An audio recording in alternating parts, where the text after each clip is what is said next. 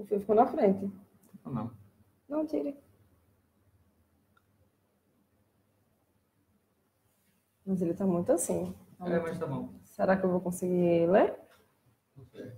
Tem como botar mais um pouquinho em pé, assim? Assim é ruimzinho para ler. Só mais um pouquinho. Isso. Pronto. No Face também tá online já? Uhum. Certo. Boa noite, Rejane Des Araújo. Já tá online aqui também no Facebook? Olha ali o cartão. Tranquilo, lá de fora. Boa noite, pessoal. Um pouco atrasadinha, né? 8h36, mas cheguei. Estava com visita aqui em casa. Boa noite, Ariane, Maíra, Regiane, boa noite. Quem estiver assim, ouvindo direitinho, mande um oi. Diga se tá, o áudio está tranquilo. Se estiver ouvindo bem, diga que sim, por favor, para saber se todo mundo está escutando. Na semana passada, eu falei um pouco do tema, de um tema que foi sobre a importância do olhar. Hoje eu vou responder mais as perguntas. Então, quem estiver me ouvindo, deixa aí que está ouvindo, se apresente. Mirela, oi, Mirela. Érica, boa noite também.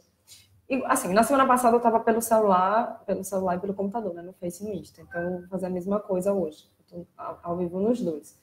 E aí eu vou pedir que vocês se apresentem. Se vocês são pais.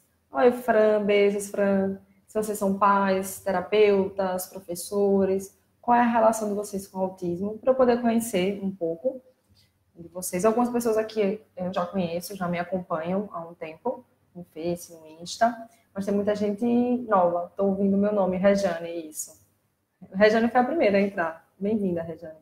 Nádia, Marinho, Esté. Ah, Nádia, eu conheço Marinha. Nádia, a mãe de Esté, eu lembro, ela falou comigo pelo Insta. Maiara, Lia, sejam bem-vindas. Quem estiver ouvindo, por favor, confirme que está ouvindo. Isabela Santiago, oi, Isabela, beijos. Seja bem-vinda. Cheiro no João. Deixa eu ver quem mais. Técio, oi, Técio. Cadê a Delma, Técio? Fabiano. Oi, minha querida, boa noite. Oi, tudo bom, Nádia? Como eu falei, algumas pessoas eu já conheço, né? Porque falam comigo pelo Facebook, né? Pelo inbox, pelo Instagram, às vezes por e-mail. Oi, Técio. Vou dar um abraço para a Delma. Técio e a Delma foram cerimonialistas no meu casamento. Isabela, beijão. Patrícia, Lia, Lio, Cristiane, boa noite. Adorei o seu vídeo de segunda passada. Que bom, Mirela. Eu achei que eu falei demais, me empolguei para a primeira live. Ai, meu Léo, a melhor de todos. Beijo, Léo. Alessandra, sou fonoaudióloga e trabalho com autistas. Que legal, senhora. Seja bem-vinda. Boa noite, Regiane. Quer saber se meu filho é autista, se ele fica brincando, mas não fala. Certo. Primeiro, eu vou pedir que vocês se apresentem. O áudio e a imagem está perfeito. Que bom, Técio. Lio, boa noite. Sou de Vitória da Conquista, na Bahia. Que legal, Lio. Seja bem-vinda. Daniele, boa noite. Estou tentando acompanhar todo mundo. Se vocês puderem se apresentar, se vocês são terapeutas, pais, professores, qual é a relação de vocês com o autismo? Na semana passada, eu falei um pouco sobre a importância do olhar. A Giz, minha cunhada, a importância do olhar e como buscar esse olhar de uma forma mais espontânea. E como eu falei demais, eu vou deixar hoje espaço aberto mais para perguntas, porque eu vi que o pessoal tinha muitas dúvidas. Maiara Campeiro, fisioterapeuta de Recife, seja bem-vinda. Maiara, bem-vinda. E eu percebi que as pessoas têm muitas dúvidas. Me perguntaram coisas desde apraxia até seletividade alimentar, coisas bem diferentes do tema proposto. E aí eu conversando com meu marido, eu disse, eu vou fazer uma live assim aberta para algumas perguntas. Espero conseguir responder a maioria de vocês. Vamos lá, Mirela, eu preciso entender melhor essa parte de fono com autistas. Qual é a sua dúvida especificamente, Mirela? Seu filho está fazendo acompanhamento com fono? Você não sabe como é o trabalho do fonoaudiólogo? Qual é a sua dúvida especificamente? Oi, boa noite, Jússi. Ela é mãe de um autista de 5 anos. Seja bem-vinda, Jússi. Silvaneide eu conheço da UFES. Laís Fernanda, UTO. Seja bem-vinda, Laís. Mariana. Eu bebê tem 1 ano e 9 meses, está difícil no diagnóstico certo. O terapeuta fala que tem, para que outros dizem que tem autismo. Você já procurou um neuropediatra, um psiquiatra infantil? Porque os terapeutas não dão diagnóstico, né? Eles podem até levantar suspeita, mas quem vai fechar o diagnóstico é o médico. Aninha, Sayomara. Oi, Lu, boa noite. Aqui, Lúcia botou. Boa noite, sou mãe de um Henrique, de 6 anos, com autismo. Márcia, seja bem-vinda. Vanderléia, olá. Olá, Vanderléia. Flávia, sou fono, estou trabalhando com autistas no momento, mas quero muito aprender mais sobre. Tenho amigos que têm filhos autistas, te admiro muito. Que bom, Flávia, eu fico feliz que você gosta do meu trabalho, que você me acompanha, né? Mesmo não atendendo crianças autistas no momento. Fran, oi, boa noite, lindona. Boa noite, Fran. Romário, sai daqui agora. Aí. Sou Nossa Senhora de Lourdes. Oi, Vanderlei, minha sogra daí, de Lourdes. Você deve conhecer minha sogra, Gleice, professora, todo mundo conhece. Flávia Araújo, seja bem-vinda. Andréa. Sou de Ilha Solteira, interior de São Paulo. Eu explico para o médico, mas ele disse que é normal. Você pode procurar uma segunda opinião, Regiane, não tem problema nenhum. Você procurar, se você não ficou satisfeita com o médico, você pode procurar uma segunda opinião. Kainan, seja bem-vindo. André, também conheço André. Carla, minha filha anda muito a ponta dos pés. O que eu faço? Isso é sensorial, Nádia. Ela faz terapia ocupacional. Tem que ser terapeuta ocupacional que trabalha essa questão da integração sensorial. Eu tenho pacientes que andam muito na ponta do pé também. Deixa eu ver o que mais. Eu um diagnóstico do meu filho, mas vai ser difícil. Penso que a ASPED, às vezes, não. Espero que o professor se especialize para que não tenha profissional. Porque não tem profissional qualificado. Oi, Kátia. 2 Kátias, né? Kátia Regina. Que tem macrocefalia. Certo. Boa noite, André. Bom, a maioria que eu estou percebendo aqui são pais. Teve uma fisioterapeuta de Recife, teve uma fonoaudióloga. Sou de Arquimedes, Rondônia. Plínio, seja bem-vinda, Plínio. Plínio estudou comigo muitos anos. Minha infância toda, né, Plínio? Oi, eu quero para que você dá fala. Eu vou chegar nas perguntas, certo? Auria. Carla, fala um pouquinho sobre a importância do PEX dentro e fora das sessões. Maiara é fisioterapeuta, não é isso? Bom, Mayara, eu vou responder essa pergunta do PEX. O PEX é um sistema de comunicação alternativa por troca de figuras. A pergunta dela achei interessante porque ela falou assim, dentro e fora da terapia, porque muitas vezes os pais utilizam o PEX juntamente com o fonoaudiólogo, os pais optam, eu digo os pais optam porque eu acredito que os pais têm que abraçar a causa. Eu já vi pais que eu tentei implementar o PEX e os pais não aceitaram. Então, se você não tem o apoio da família, não vai muito para frente. Então, quando o fonoaudiólogo avalia e vê a necessidade de utilizar, implementar o PEX, e a família aceita, abraça, é importante que ele seja estendido para outros ambientes, não fique restrito apenas ao consultório. Claro, vai começar o treino no consultório, o fonoaudiólogo vai fazer o treino no consultório, quando a criança já estiver em condições de utilizar em outros ambientes, principalmente na escola, e em casa, o terapeuta vai em casa, visita, explica como é que utiliza, é importante sim estender para outros ambientes, não ficar apenas restrito no consultório. Eu vejo que isso acaba acontecendo bastante, principalmente quando os pais não aceitam PETs. Eles levam para a fono usa o PETs na sessão, mas em casa eles não dão continuidade. E na escola também não.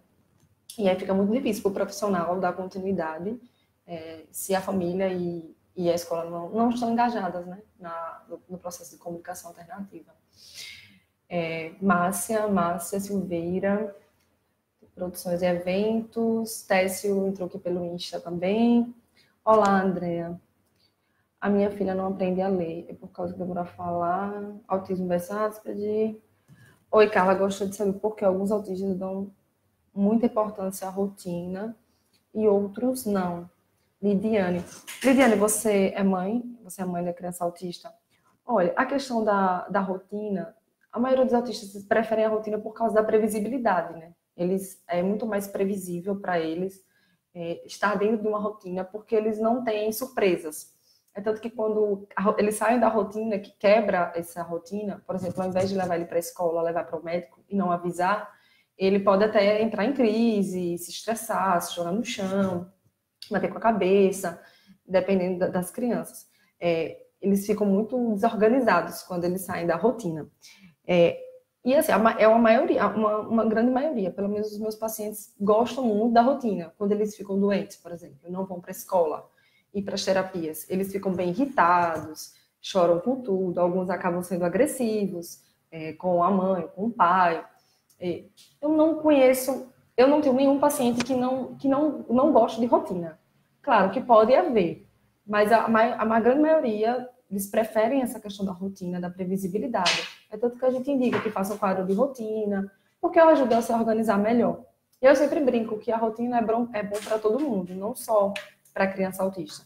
Para os adultos também, é importante ter uma rotina. Aqui, ó, a Ana Paula botou. Minha filha, quando eu saio com ela, é uma luta, ela grita muito. Por mais que eu explique que vamos no médico, não adianta. Quando a gente chega no hospital, ela entra em crise, é terrível. Então, Ana, você tem que ver se ela não teve alguma experiência negativa com o médico, por exemplo. Precisou ficar internada. Eu já tive paciente que ficou assim, dias internado e ele não suporta ver uma pessoa com jaleco branco que, entende? Então, assim, seria mais uma questão de sensibilidade mesmo. Talvez o médico não usar o jaleco quando fosse atender seu filho, você pedir para a enfermeira explicar a situação antes de entrar, sei lá, fazer uma antecipação, não no dia, mas de uma semana antes, você explicando para ele que você vai levar ele para o médico, todo dia você lembra, aí você pode fazer o quadro de rotina, mostrar as imagens, sei lá, à frente do hospital, sei lá, enfim, do médico, se for um médico que já acompanha ele há um tempo, porque se for um médico novo, né, é mais difícil, mas se for uma pessoa que ele já conhece, que já tem um certo vínculo, você pode fazer esse trabalho mesmo de antecipação, mas não no dia. Fazer com muita antecedência. Tem crianças que precisam de muito tempo de antecedência. E tentar ver se tem alguma experiência negativa com o médico. Eu tenho pacientes que não gostam de jaleco. Então, já há alguns anos eu não atendo com jaleco. Já tem quase 2 anos já que eu não uso mais jaleco. Porque era muito complicado eu ter que ficar lembrando toda hora quais os pacientes que tinham medo de jalecos que não tinham, para ficar tirando e botando, entendeu? Aí eu não uso mais jaleco nas sessões. Deixa eu ver aqui. Meu filho é autista. Até os 4 anos não era verbal. Saiu das fraldas aos 5 anos e começou a falar também aos 5 anos. Hoje, aos 6 anos, ele mudou, tá cantando, dançando e consegue identificar as letras. Que bom, Cleide. Fico feliz. Cada vez mais está surgindo, né, crianças que começam a falar mais tarde. Que antes tinha aquele mito, né, de completou 7 anos, não vai falar mais. E a gente vê que isso não é verdade. Tem crianças que estão falando bem tarde mesmo. Mas, claro que quanto antes a gente começar a intervenção precoce, é melhor, né? Não pode descartar a intervenção precoce. Mas que existem crianças autistas que estão falando mais tarde, existe, sim.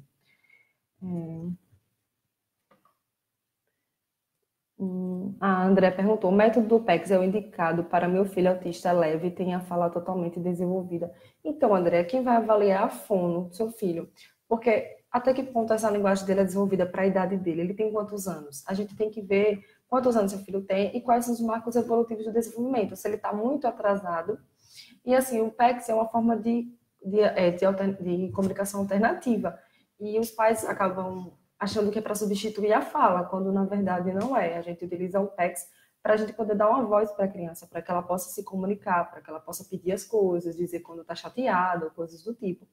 E aí você utiliza o PECS e ao mesmo tempo você vai estimulando a fala, não é para substituir a fala. E aí com o tempo, quando a criança já conseguir verbalizar tudo e contar histórias e falar tudo, talvez até a fono retire o PECS, não precise ficar com o PECS, entende?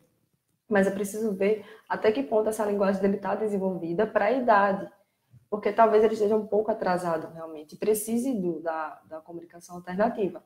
E isso não vai substituir a fala, viu, gente? Porque eu percebo que os pais ficam muito preocupados com relação a isso. Dizer, se eu colocar uma comunicação alternativa, meu filho vai ficar preguiçoso, meu filho não vai falar.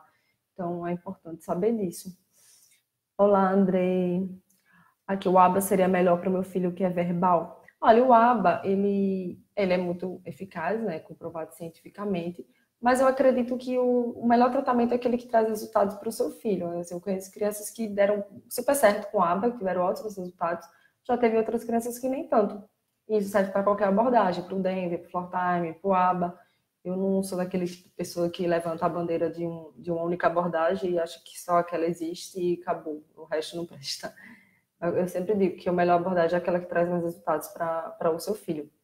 E aí quem vai avaliar é o profissional. E você, como mãe, vai ter a sensibilidade, você vai perceber se seu filho gosta de ir para aquela terapeuta.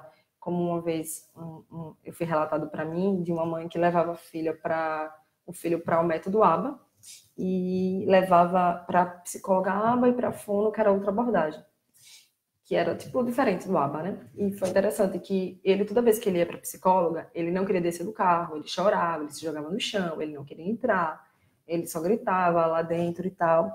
E, tipo, se fosse na primeira, segunda, terceira sessão, tudo bem, que às vezes a criança não criou vínculo ainda e tal, ele chora mesmo, isso faz parte. Mas, assim, todas as vezes, ele já estava com ela há um bom tempo. Aí foi o que a mãe fez. Ela começou a observar. Aí, quando ele ia para fundo, ele ia, ele entrava, ele sorria, porque era uma coisa muito mais, como posso dizer, muito mais lúdica, digamos assim. E aí, quando a mãe percebeu isso, ela disse que o estopim foi um dia que ela desceu do carro e aí ele não queria sair, ele se agarrou nas portas do carro e grudou assim e não queria de jeito nenhum. Aí foi quando ela disse, então não tá dando certo. E assim, e talvez não tenha nem sido a abordagem em si, mas sim a própria relação com o terapeuta. A gente também tem que levar isso em consideração. Eu contei essa história por isso, porque às vezes a gente tá numa abordagem boa, como o ABA, que é comprovado cientificamente, traz bons resultados, mas às vezes a criança não conseguiu um vínculo com aquele terapeuta. E é importante, além da abordagem, ter essa sensibilidade de perceber se seu filho conseguiu construir esse vínculo com esse terapeuta. Porque a terapia só vai para frente se houver esse vínculo terapeuta-paciente. Que, assim, eu confesso, é um pouco difícil você construir um vínculo com uma criança autista. Mas quando você constrói, não tem nada que, assim, que possa destruir isso. Eu digo isso porque eu atendo ao paciente a domicílio 2 vezes na semana, hoje e sexta, né, que é a minha paixão. E ela sempre quando eu chego, que a mediadora abre a porta, a menina que foi com ela à tarde, ela sorri quando ela me vê. E hoje foi surpreendente, porque quando Carla, ela é minha xará, né, quando Carla abriu a porta, ela já estava em pezinha me esperando. Aí eu falei com ela, fiz, oi, aí falei o nome dela, tudo bom? Aí me abaixei. Quando eu fiquei na altura dela, ela veio e me beijou. E ela me deu um beijo bem demorado mesmo. E assim, aí depois ela veio e me deu outro beijo. E eu fiquei tão feliz com isso, assim, eu comecei com ela tem pouco tempo, início de fevereiro, tem 3 meses e pouquinho. E assim, mas desde as primeiras sessões, acho que na segunda, terceira sessão, eu já tinha conseguido construir esse vínculo com ela. E é isso que faz a diferença. A abordagem é importante, mas você também precisa ver se seu filho criou um vínculo com o terapeuta. E também assim, e lembrando que não é uma coisa que vai ser da primeira sessão, né? Você também tem que esperar um tempo, dar um tempo para o terapeuta construir esse vínculo. Porque às vezes os pais acham que na primeira sessão a criança chorou, aí pronto, já não leva mais, porque a criança chorou, ficou o tempo todo na sala, e aí acha que não vai dar certo. Então é importante dar esse tempo também para construir o vínculo. Bom, o meu. Peraí, deixa eu ver aqui, viu? Gostaria de saber o que a fono pode me ajudar na terapia comportamental. Olha, a questão da terapia comportamental, quem trabalha a parte do comportamento é o psicólogo. Mas o fono, ele trabalha assim, pelo menos eu não vejo o meu paciente apenas como, eu sempre brinco, um aparelho fonador, né? Não vejo só a parte da comunicação. Eu vejo o meu paciente como um todo. Eu busco ter uma visão mais holística, ver ele como um todo. E assim, o que a gente pode utilizar algumas estratégias comportamentais, sim, por exemplo. Eu tenho uma paciente autista, que eu atendo ela junto com a psicóloga e a psicopedagoga. E ela tem muita dificuldade de obedecer alguns comandos, de fazer atividades na mesinha. Ela já tem 7 anos, ela já está aprendendo a ler e escrever agora. E aí eu queria que ela ficasse mais tempo sentada. A gente fazia muita terapia lúdica, mas agora chegou o momento de trabalhar a questão do sentada na mesinha. E assim, ela tem muita dificuldade. Aí eu falei com a psicóloga, eu disse, aí, me ajuda aí. Ela disse, olha, Carla, você pode fazer alguns combinados. E aí eu fiz alguns combinados com ela. Aí quando eu levo algum jogo, por exemplo, um jogo da memória, Aí eu ensino a ela como é que joga. Ela quer jogar do jeito dela, quer, tipo, virar tudo ao mesmo tempo, até ela formar o par e ganhar. E aí, a primeira vez que ela fez isso, ela ficou, eu ganhei, eu ganhei, eu ganhei. E eu toda séria, olhando para ela, eu disse, não, você não ganhou, você não seguiu os combinados. Quais foram os combinados? Só pode virar 2 peças por vez, se formar o par, ganhou, formou o par e vai de novo. Se não formar, é a vez de tia. E aí eu fiz alguns combinados com ela. E assim, eu fui utilizando algumas estratégias que a psicóloga usa. Por exemplo, a questão de arrumar os brinquedos. Ela não gosta de arrumar os brinquedos. Aí a psicóloga disse, Carla, use um despertador. Faltando 5 minutos para terminar a sessão, você avise para ela que já está terminando e que ela tem que ajudar a guardar os brinquedos.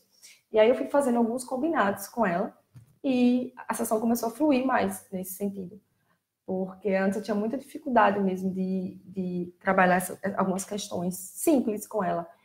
Porque a mãe também tinha um pouco de dificuldade em casa, então eu falei com a psicóloga conversou com a mãe, eu também conversei com a mãe. E assim, a gente tem que trabalhar junto, um ajuda o outro, né? Eu falo quais são os meus objetivos enquanto fono, ela me diz quais são os objetivos dela enquanto psicóloga, e eu posso dar algumas dicas e estratégias para ela utilizar para melhorar a comunicação entre elas, e ela me dá algumas estratégias para melhorar a questão do comportamento dela na sessão.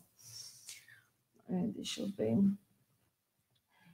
O meu não tem diagnóstico fechado, mas a Neuro deu a CID F84.9. Entendi. Mas F84 é autismo, né? Agora, F84.9 é autismo atípico, é? Pesquisa aí, Wesley, por favor. Mas F84 é autismo. É porque tem esse 9 aí depois, talvez seja atípico. Transtornos globais não especificados. É transtorno global do desenvolvimento não especificado. Então, por isso que ela não fechou, porque está incerto ainda. Tem quantos anos seu filho, Gleice? Por favor, ele faz alguma terapia? Eliane Butu, sou mãe de um menino com autismo, tem quase 4 anos. Ele sempre foi de morder as coisas, mas agora está mordendo demais de brinquedos. Agora e mangas de blusa, e quando para, fica com a língua tipo sugando. O que posso fazer? Pode ser ansiedade, doutora. Então, Eliane, você tem que ver o que foi que ocasionou esse comportamento de morder, né? Se você observou se aconteceu algo que depois disso ele começou. Eu não entendi, ele começou a morder os brinquedos. Mas também tem que ver a questão sensorial, né? Se ele não está em busca sensorial, colocando as coisas na boca. Eu tenho um paciente que ele tem 3. E ele coloca tudo na boca, morde, mastiga bem, só que não engole. Aí ele bota cabelo, bota um monte de coisa, pedra, um monte de coisa na boca. E os brinquedos mordem bastante. Agora, verdade, ele não começou a fazer isso, ele sempre fez. Né? Tem quase ele sempre foi de morder as coisas, mas agora está mordendo demais. Né? Veja se procura um terapeuta ocupacional. Gente, a integração sensorial é tudo hoje. Por muito tempo foi negligenciada as questões sensoriais no autismo, e hoje a gente sabe que se você não trabalha a questão de base, que são os sentidos, a forma como eles recebem as informações, sejam por meio auditivo, visual, tátil, paladar. Se você não consegue organizar isso, fica muito difícil você ensinar funções mais complexas, como a linguagem, os conteúdos acadêmicos e tal. Deixa eu ir para o Insta um pouco. Essa aqui eu já falei. Deixa eu ver aqui. Nada, eu já respondi da ponta dos pés. Procura a questão sensorial também, porque eles evitam pisar em certas texturas. Então, eles colocam o peso do corpo na ponta do pé para evitar o máximo possível tocar em algumas texturas. Por exemplo, lá no meu consultório, tinha um paciente meu que ele não gosta de tirar a sandália, entendeu? E aí, quando foi na semana passada, eu pedi para ele tirar a sandália. E o piso é de madeira e tem um tapete. Aí no piso de madeira, ele não pisava com o pé no chão todo. Ele pisava na ponta do pé. Talvez porque a madeira estava um pouco fria. Mas no tapete, que a textura já era mais fofinha, ele ficava. E aí você já consegue visualizar que é exatamente essa questão da textura. Tem certos locais que eles não aceitam pisar com o pé todo, eles só pisam com o ponto do pé. Por isso, mais uma vez, a importância do terapeuta ocupacional. Se tiver alguma terapeuta ocupacional aí, se manifeste. Cleise pergunta, ele pode deixar de ser autista? Olha, Cleise, eu não vi sua pergunta anterior. Deixa eu ver aqui, viu? Cleise, meu filho. Ah, sim, entendi. Você disse que ele mudou muito, tá cantando, dançando e consegue identificar as letras. Certo. Ele pode deixar de ser autista? Olha, Cleide, essa questão de deixar de ser autista é um pouco complicado, porque o autismo não é uma doença, logo não tem cura. Existem estudos, células-tronco, enfim, várias pesquisas que estão tentando fazer trabalho com célula-tronco, mas ainda não existe uma cura. A gente sabe que é genético, existe mais de 100 genes envolvidos, mas não tem uma cura ainda para o autismo. O que muitas pessoas falam, alguns profissionais, é que existe o famoso sair do espectro. O que seria sair do espectro? Lembrando que são duas linhas. Uns profissionais defendem essa linha de sair do espectro, outros dizem que não tem como sair do espectro. O espectro é como se fosse uma linha de leve, moderado e severo, e a criança, ela é, digamos, um autista leve, e ela começou a intervenção muito cedo. E aí ela começou a se comunicar bem, a interagir com outras pessoas, diminuiu bastante os comportamentos restritos e repetitivos, e com isso, a criança vai crescendo e as características do autismo foram praticamente se tornando imperceptíveis, mas ela não deixou de ser autista. O autismo vai estar lá, porque é uma condição neurológica, que tem fatores genéticos, enfim. Então, a criança ela não deixa de ser autista, mas ela ainda tem alguns sinais lá do autismo, mas que são bem imperceptíveis. É por isso que alguns profissionais que estudam bastante isso falam da questão de sair do espectro. Mas a cura mesmo não existe. Até então, não existe cura para o autismo, justamente por não ser uma doença. É como se fosse, é como eu falo sempre, é uma configuração cerebral. É um cérebro que funciona diferente do cérebro típico. Deixa eu ver aqui. Espero que eu tenha sido clara. Essa questão é um pouco polêmica, viu? Sair do espectro, saiu ou não sai do espectro, autismo tem cura. Bom, vamos lá. Carla, meu autista de 5 anos mata muitas das crianças na escola. Ele normalmente bate como forma de se comunicar. Só um instante aqui, meu marido está ajeitando aqui, colocando o celular para carregar. Tira isso aqui, por favor. Porque senão eu não vejo. Pronto. Deixa eu ler aqui o comentário a pergunta de José. Carla, meu autista de 5 anos bate muito nas outras crianças na escola. Ele normalmente bate como forma de se comunicar, porque ele não fala, e por mais que a gente não investe, ele não tem diminuído esse comportamento. O que eu faço? Ele tem 5, né? É isso mesmo. A criança, eu expliquei isso na semana passada. A criança, quando ela não se comunica, quando ela é não verbal, normalmente ela utiliza da agressividade como um meio de se comunicar mesmo, seja se autoagredindo, seja a autoagressão como agredindo o outro. E aí o que você tem que fazer? Você tem que ver, eu não sei se seu filho faz tratamento. Eu vou pedir o seguinte, quando vocês fizerem a pergunta, se for algo muito específico sobre tratamento, sobre comportamento, sobre linguagem, me diga se faz acompanhamento, porque é mais fácil. Porque se você disser, Carla, meu filho faz acompanhamento com a psicóloga, eu já posso dizer assim, pergunte isso para a psicóloga, peça para ela te dar tal dica. Porque quando eu não sei se faz tratamento, fica um pouco confuso, porque eu digo, fale com tal terapeuta, e às vezes eu não sei se a criança faz acompanhamento. Então, no caso disso, você tem que ver com o psicólogo e com o fonoaudiólogo. No caso, ele tem 5 anos e não se comunica, se ele é não verbal, ele precisa de uma comunicação alternativa. E essa questão comportamental, o ABA pode ajudar bastante. E também, se for necessário, com a avaliação médica, a entrada de uma medicação. Mas é importante passar por uma avaliação multidisciplinar e ver o que é que está causando essa agressividade. Normalmente, crianças que não se comunicam tendem a ser agressivas mesmo, porque elas não conseguem expressar as suas emoções, as suas frustrações, não sabem pedir as coisas pelo meio verbal, e aí acaba utilizando desse comportamento de agressividade para com um coleguinha de classe ou um adulto que está convivendo com a criança. Deixa eu ver como é que é isso.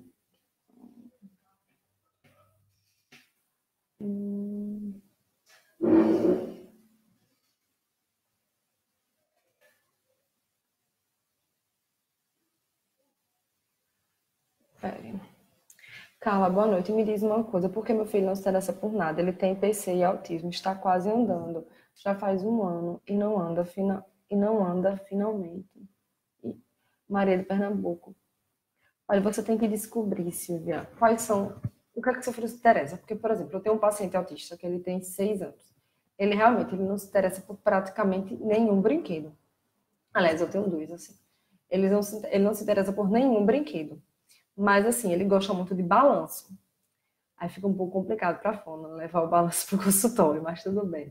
Tem aquelas malhas, né? Aquelas coisas que TO usa bastante, que o meu sonho de consulta ter uma sala daquela de TO, de integração sensorial, que ficaria show. Então, assim, ele gosta muito de balanço e ele gosta muito de pular. Aí ele tava chorando bastante na sessão, aí semana passada, lá vou eu brincar de pular com ele, né? Aí eu, tipo, meio que coloco ele no braço e fico pulando, e ele é forte, entendeu? E ele é alto. Até a mãe dele tá aqui, sabe? O que é que eu tô falando? E aí eu comecei a pular com ele, ele olhava pra mim, ele ria, ele ria, ele ria. E às vezes a gente quer que a criança... Travou no Instagram.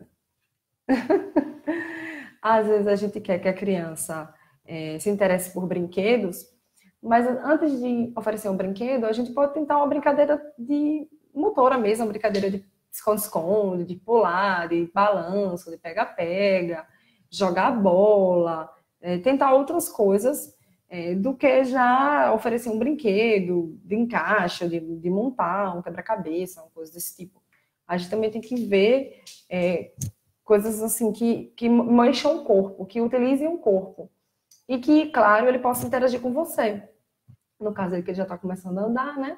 Já dá para fazer algumas coisas assim, as brincadeiras assim, que mexam o corpo, trabalhar a questão do corpo. Quando os meus pacientes não se interessam por brinquedos, de hipótese nenhuma, eu utilizo muito a questão do corpo como um meio de interação, de comunicação, e utilizo recursos sensoriais também. Eu utilizo a moeba, faço massagem com a moeba, massagem com creme hidratante nos pés, nas mãos, e vou falando nas partes do corpo. Eu uso bolinha de sagu, eu pego uma bacia, boto um monte de bolinha de sagu e dentro eu coloco letras, animais, coisas para eles pegarem. E aí, quando eles pegam, eu faço o som do animal, por exemplo. Deixa eu ver o que mais. Tem aquelas bolinhas hidratadas que você coloca na água, aumenta de tamanho. Isso aí, uma terapeuta ocupacional é ótimo, porque a gente conversa e troca muita ideia e elas me dão muitas dicas que dá para utilizar no consultório. Pronto, eu peguei, semana passada, esse meu paciente que eu fiquei pulando, eu levei palha, essas palhas secas que a gente fez uma cesta para dar de presente para a Andréa do Lagarta Vira-Pupa, né, que ela veio para cá sábado, fez uma semana, a gente fez uma cesta assim, tipo junina para ela. E aí a gente botou alguns doces, botou uma sanfona, botou umas bonequinhas, bem típico do Nordeste, né? Aí meu marido comprou umas palhas e botou na cesta. Aí sobrou e eu levei pro consultório. Aí ele adorou. A gente brincou de dar banho nos bonecos com a palha, depois eu joguei pra cima, aí botou na cabeça dele. Aí depois ele pegou e colocou a palha na minha cabeça. Então, com um recurso simples, uma coisa sensorial, você consegue uma interação bacana com o seu filho. É verdade que o autista pode sofrer regressões em várias áreas. Olha, isso existe sim, o autismo regressivo, que é, eu não sei se você acompanha a Lagarta Vira-Pupa, né? Que foi a que eu falei agora. Eu conheci o blog dela em 2015. Foi quando eu decidi fazer meu blog, né? Que eu comecei em abril de 2016. E assim, o filho dela, ele tinha um desenvolvimento típico e depois dos 2 anos ele começou a regredir. Ele começou a perder as habilidades sociais, enfim, comunicativas. Ele mandava beijo, ele dava tchau, ele sorria, ele interagia. E, de repente, ele parou de fazer tudo isso. Então, existe, sim, é uma possibilidade, o autismo regressivo, mas não acontece com todos os casos. É tanto que ela não concorda muito que os médicos digam o grau da criança muito cedo. Porque, no caso do Theo, ele era uma criança, assim, ele foi diagnosticado com 2, e aí ele foi diagnosticado com autismo leve. E aí ele começou a regredir, se eu não estiver enganada, aos 4. Mas se você quiser, você pode dar uma olhadinha no blog dela, Lagarta Vira-Pupa. Ela tem canal no YouTube também, ela conta a história do diagnóstico de Theo. E ele regrediu. Eu não lembro com quantos anos, mas acho que foi com uns 4. E aí ela não concorda muito por causa disso, porque ela sabe que existe essa possibilidade. E às vezes os pais criam aquela expectativa, aquela esperança, pelo menos ele é autista leve, e aí depois a criança regride. Mas isso aí é um posicionamento dela por causa da experiência que ela teve, né? Que ela recebeu o diagnóstico de leve e depois ele regrediu. E a gente sabe que isso pode acontecer. Não é uma regra geral, mas pode acontecer sim. Eu vou dar uma olhadinha aqui no Instagram, tá, gente? Que eu tô respondendo muito do Face hoje. Amanda, esse ao vivo, que legal. Posso fazer terapia em casa com ele em vez de ficar levando profissionais? Olha, Aline, é importante você passar pelos profissionais, sim. Até porque os profissionais estudaram, né, para isso. Para fonoaudiólogo, a gente fica 4 anos na faculdade, psicólogo fica 5 anos, terapeuta ocupacional, se não estiver enganado, são 4 ou 5 também. Então, assim, a gente tem estágio, a gente trabalha com crianças não só autistas, mas com outras deficiências, e a gente precisa, e a família precisa reconhecer o nosso trabalho enquanto profissional e trabalhar junto com a gente. O que você pode fazer é o seguinte: enquanto você não consegue os profissionais, por exemplo, você está numa fila do SUS, aí é por isso que eu faço o canal no YouTube, eu dou algumas dicas práticas de como os pais podem brincar, interagir, fazer a criança olhar, mas sabendo que essas estratégias não vão funcionar para todas as crianças. Algumas estratégias vão funcionar, outras não. Mas não tem problema, você testa uma, se não der certo, testa outra. Mas é importante, sim, que ele seja acompanhado por um profissional. Principalmente um profissional que tem experiência com autismo e que tem experiência com crianças. Isso é muito importante também. Eita, meu Deus, quase que eu derrubo você. Então, assim, o trabalho da família, nesse sentido, ajuda para complementar o trabalho dos terapeutas, e não para substituir. O celular está descarregando, tem 15%. Certo? Aí você pode fazer isso, amigo. Você pode começar em casa, estimular, e quando ele começar com os profissionais, você pede dicas para poder dar continuidade em casa. Você pergunta o que eles estão trabalhando no consultório, para você poder dar continuidade em casa. Vai descarregar. Não, vou salvar. Vai salvar? Só um instantinho, viu, gente? Enquanto isso, eu vou responder aqui no Face. Vamos lá. Gisele botou. Eu vou tentar ver a pergunta de Gisele em cima. Não sei se eu.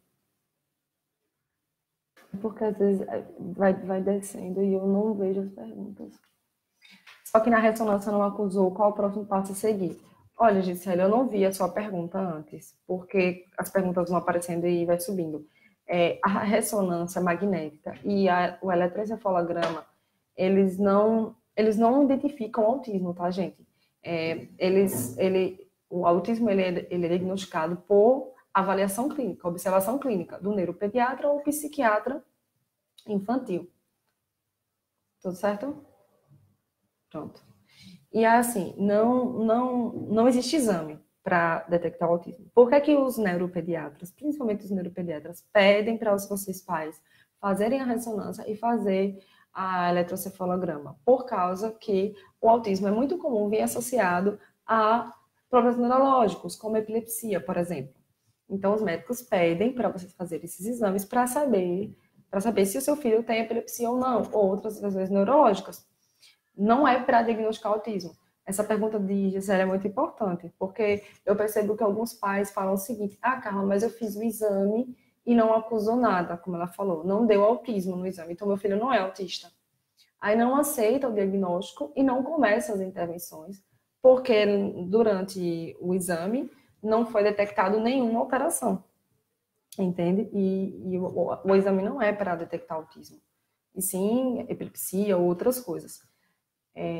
O próximo passo, Mirella, você disse que fez o exame e não deu nada, você vai levar para o médico, e aí você vai, se você observar que o seu filho tem algumas características de autismo, você vai dizer para ele, você vai descrever.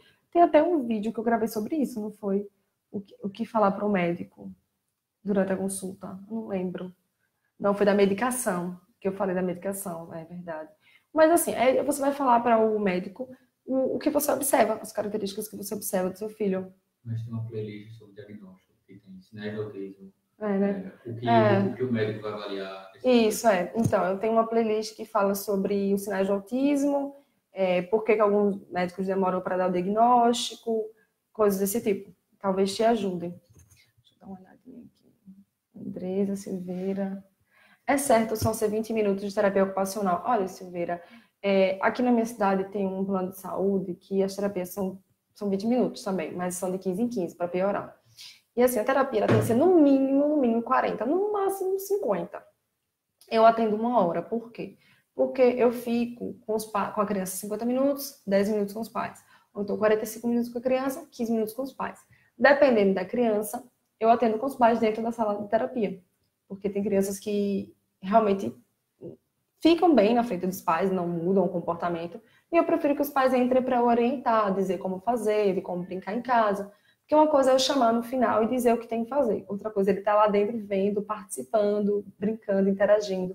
Porque as pessoas falam muito, eu vou pagar uma fono para brincar com meu filho. A gente não brinca por brincar. É uma brincadeira com objetivo.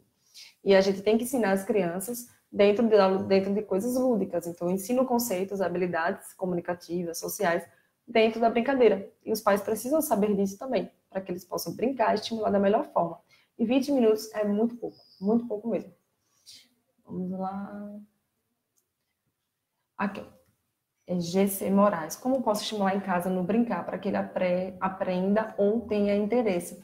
Olha, G. Moraes, eu tenho alguns vídeos falando sobre isso, de como brincar, dicas de brincadeiras, dicas de como interagir, dicas de olhar no olho. E você vai ver que não precisa nada de malabarismo nem coisa de outro mundo, não precisa de brinquedos caros. Basta ser criativo, tem que ser criativo, seguir os interesses da criança. Por mais que pareça que a criança não tem interesse nenhum, ela sempre vai se interessar por algo.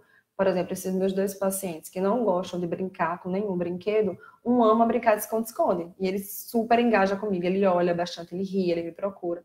E o outro gosta de brincar de balanço. Como eu ainda não tenho balanço no consultório, eu sei que ele gosta de pular, então eu uso muito o corpo, entendeu? Eu uso a coisa de pular. Sim. E com relação a isso também, além dos vídeos, eu estou montando um treinamento para os pais, focado exatamente nessa questão de como dar dicas mesmo práticas de como brincar, de como estimular, coisas do tipo. Depois eu mando mais informações. Andresa. O meu faz 40 minutos. Meu filho está sem diagnóstico ainda. Quem pode diagnosticar é somente o psiquiatra? Olha, Deice. Quem diagnostica é o neuropediatra e o psiquiatra infantil. Eu tenho até um vídeo falando sobre isso. Quem diagnostica o autismo. Vamos ver. Ana Paula, acho também porque ele tem falei, tem trocado a válvula com muita frequência. Eu fui numa consulta dela agora, dia 8, foi terrível, foi pior, porque as outras vezes não sei mais o que fazer. Entendi, Então ele já tem a experiência negativa, né? Porque tem que ir pro médico sempre trocar a válvula. Tem que fazer muita antecipação mesmo, ver se ele se ele tem a psicóloga, conversar com a psicóloga, para pensar algumas estratégias de como trabalhar essa questão. Sim, desculpa, Auri, ela fala sobre a apraxia ecolalia, eu pulei, desculpa, que você disse que seu filho foi diagnosticado. Então, recentemente, a ecolalia faz parte do autismo, é uma característica da comunicação. É quando a criança repete a última palavra da frase, por exemplo, você fala, Joãozinho, quer suco? Aí ele responde suco. Ou então você pergunta, você quer brincar? Aí a criança fala, você quer brincar? Então a criança repete a última palavra ou a frase inteira. E também a ecolalia ela pode ser imediata, ou seja, ele repete exatamente na hora que você fala, ou ele repete um trecho de um desenho animado, de um filme, de alguma coisa que ele assistiu há uma semana atrás, há um dia atrás, e repete totalmente fora do contexto. E o que é que a gente fala, o que é que a gente orienta sobre a ecolalia? Durante muito tempo, os profissionais, inclusive alguns fonoaudiólogos, meio que excluíam a ecolalia. Quando a criança vinha com um discurso que não pertencia a ele, aquilo era meio que excluído, deixado de lado, não era dado tanta importância. E hoje os estudos já mostram a importância de você dar um contexto para essa fala. Por mais que não pertença à criança, por mais que seja uma fala repetitiva, um espelho, você pode utilizar isso ao seu favor e trazer para um contexto. E eu tenho a prova viva disso, assim, por experiência própria com os meus pacientes, principalmente uma que começou comigo muito cedo, ela está com 7, e ela, quando chegou para mim, ela falava inglês e falava os números. E quando ela começou a falar, ela tinha muita ecolalia mesmo. Ela repetia tudo da Dora Aventureira, tudo. Eu sempre uso esse exemplo.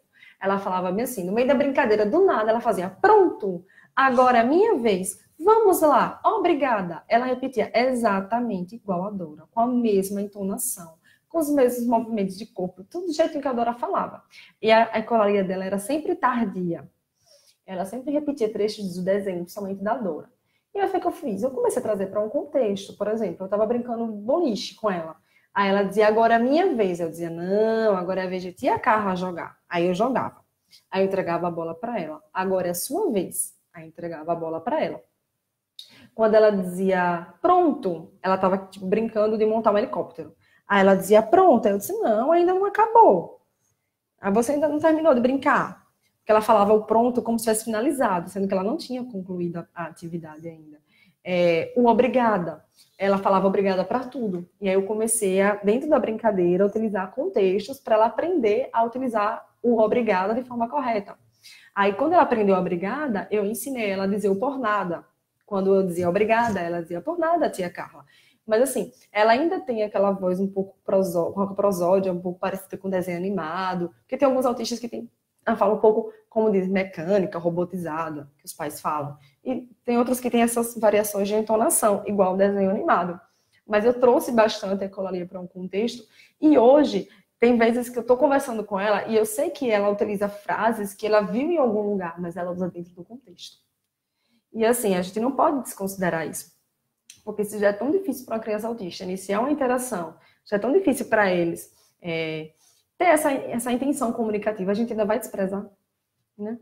Então, é muito comum que no início a fala seja bastante ecolálica e você vai dando sentido a isso e a tendência é diminuir. Já a praxia é diferente. A praxia, me perguntaram sobre a praxia semana passada, eu vou gravar um vídeo sobre a praxia, porque a praxia não é um conceito muito simples de se explicar, entendeu? E assim, eu já coloquei na minha pauta, mas eu vou tentar explicar de uma forma bem sucinta, certo, gente? Os fonoaudiólogos não fiquem chateados comigo, mas eu vou tentar explicar de uma forma bem simples, porque eu sou uma pessoa muito... Eu gosto de ser entendida, então eu gosto de explicar de uma forma fácil. É como se fosse uma dificuldade na hora do envio da informação do cérebro para a realização do planejamento motor. Por exemplo, o cérebro manda a informação, né, a informação para o músculo. Ah, caiu, desligou o celular, o Insta. Que pena. Mas também já está terminando, vou responder essa. E aí o cérebro manda a informação para o músculo, né, para a região da boca, para realizar o planejamento motor da fala, e é como se houvesse uma falha nessa comunicação. Eu já tive um paciente com apraxia e tenho outro agora com suspeita. E assim, eu percebia isso na dificuldade de pronunciar algumas palavrinhas, por exemplo. Tinha vezes que ele dava a mão e falava dá.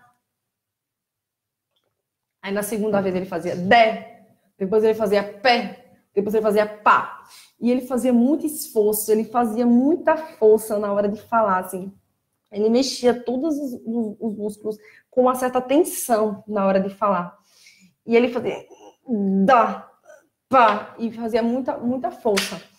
E às vezes ele conseguia falar a palavra certa, o dá, e tinha momentos que ele não conseguia fazer o movimento articulatório correto, não fazer o planejamento motor adequado. E aí não havia esse encontro de informações do cérebro, que enviava o estímulo, e um planejamento motor. E aí a criança tem muita dificuldade, até mesmo na produção de vogais. Eles têm dificuldade de fazer o movimento articulatório A, E, I, O, U. Eles têm dificuldade de fazer esse movimento de boca, nas vogais, e nas consoantes também. Existem consoantes que são muito mais difíceis, né? O K, G, F, V. Então, dependendo da posição. Então, tem toda essa dificuldade do planejamento motor. Eu vou falar sobre isso, porque eu sei que muitas crianças autistas estão sendo diagnosticadas com apraxia também, e os pais ficam sem saber o que é. Deixa eu ver aqui. Infelizmente, caiu o Insta, gente, porque meu celular estava descarregando. Eita, minha sogra disse que minha internet está péssima e toda hora fica travando. Que pena, Gleice. Mas aí depois vai ficar gravado, você assiste depois, tá bom? Vamos lá. Meu filho põe tudo na boca, tem 4 anos, é autista. Cris, procure uma boa terapeuta ocupacional que trabalhe com integração sensorial. Para trabalhar isso é busca sensorial. Quando a criança ela coloca tudo na boca. Eu tenho um paciente que lambe, que cheira, que coloca na boca, tudo que vê pela frente. Isso é busca sensorial. Procure uma terapeuta ocupacional. Meu filho tem 4 anos e faz várias terapias, como fono, TO, psicólogo, terapia e sala de recursos. Que bom, Daniela. Meu filho gosta de ficar pelado o tempo todo dentro de casa e ele só faz cocô no chão. O que fazer? Então, Elisete, eu tenho um paciente que ele só gosta de ficar de cueca dentro de casa. Isso é um pouco complicado, porque ele também quer ficar de cueca na terapia, ele também quer ficar de cueca na rua, ele quer ficar de cueca na escola. Então, você tem que pensar assim, quantos anos seu filho tem? Você não me disse quantos anos ele tem. Mas digamos que ele tenha, sei lá, 4 anos. Você tem que pensar, quando ele tiver 10, ele vai ficar pelado em casa e ele pode querer ficar pelado na rua também. Então, assim, tem que estabelecer certos limites e ensinar que ele vai ficar pelado na hora de tomar banho, no banheiro, que ele não pode ficar pelado em casa, porque quando ele crescer vai ser mais complicado para você trabalhar isso, né? E a questão do cocô, a terapeuta ocupacional trabalha atividades de vida diária. Tem uma coisa que vocês têm que entender, gente. autista tem que trabalhar equipe multidisciplinar, fonoaudiólogo, psicólogo, terapeuta ocupacional, e as terapias complementares, se puder uma natação, um esporte, né? Geralmente é natação, o judô, que os pais colocam, sei lá, dança, aula de música.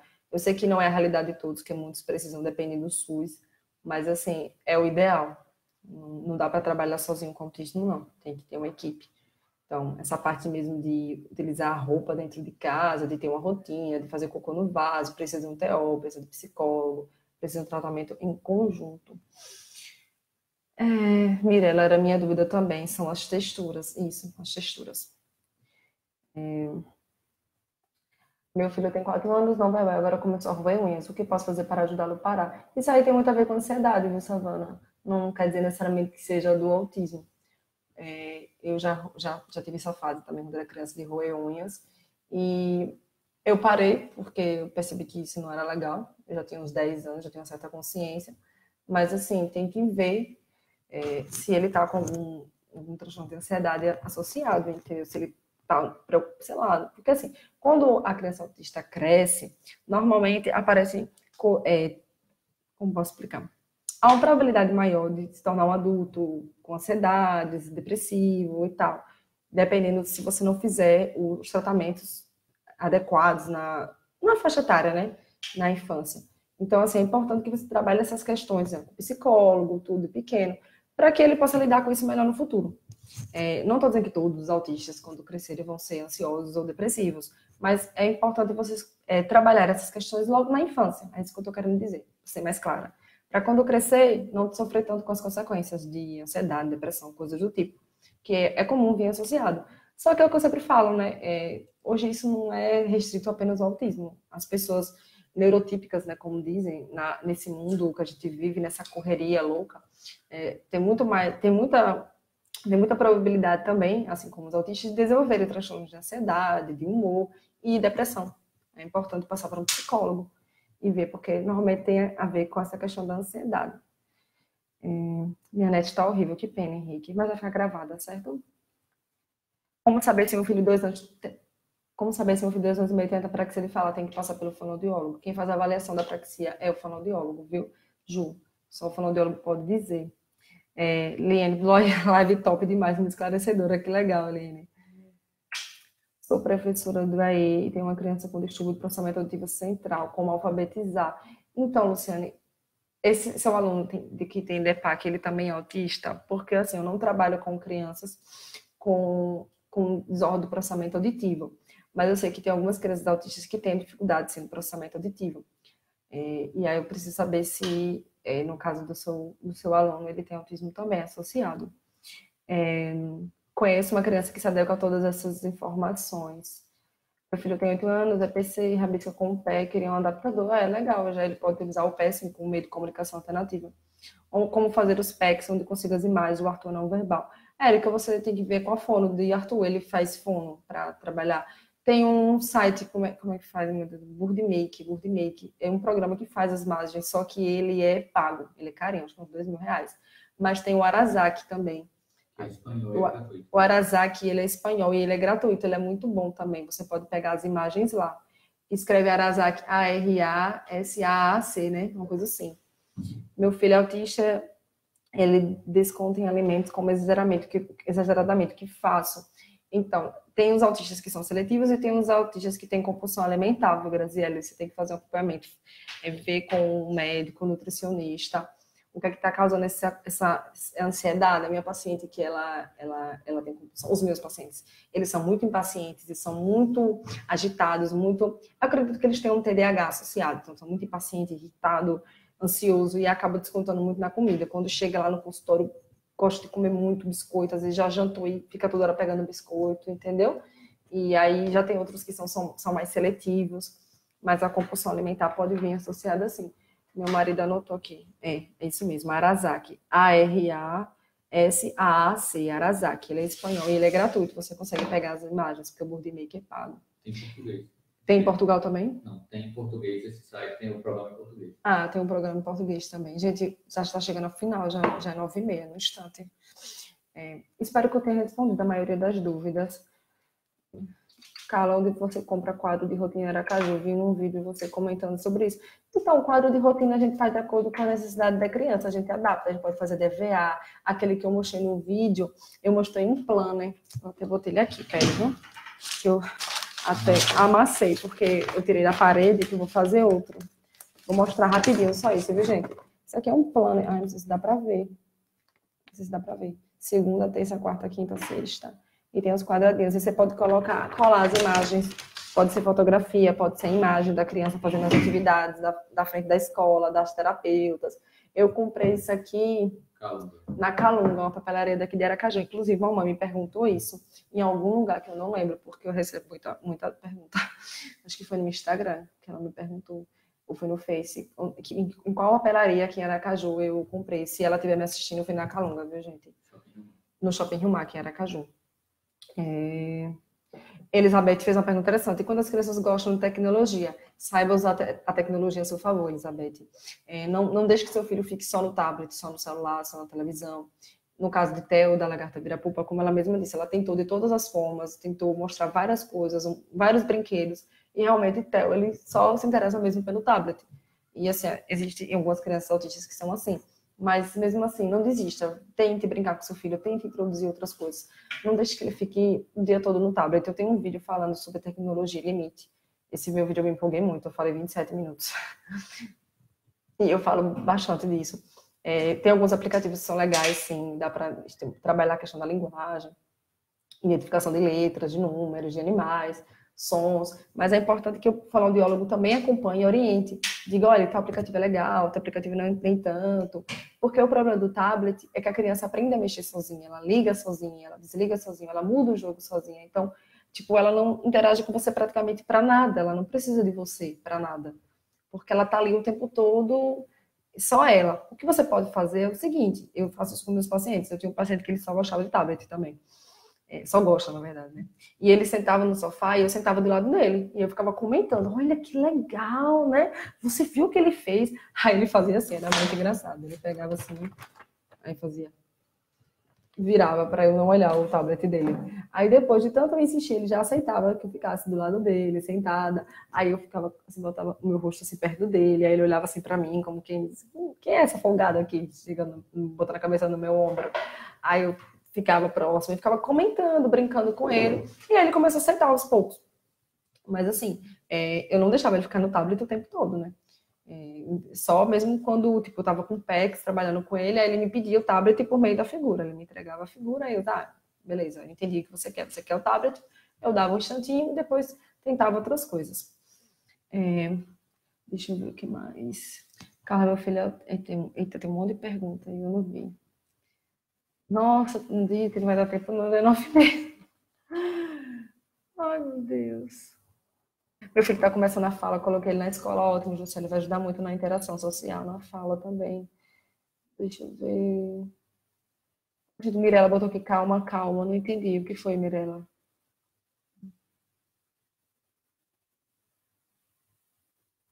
Ai, meu Deus. Aí não vai dar para responder todo mundo, não. A Áurea botou, tô triste, não responde a minha dúvida. Eu respondi, Áurea, sobre a ecolalia e sobre a apraxia. Eu respondi, você viu?